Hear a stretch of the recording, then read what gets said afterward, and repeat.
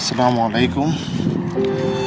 আজকে আপনাদেরকে দেখাবো অসাধারণ একটি গ্রামের পিটু পথ, যেগুলো না দেখলে আপনাকে বিশ্বাসই করতে পারবেন না আসলে কতটা সুন্দর।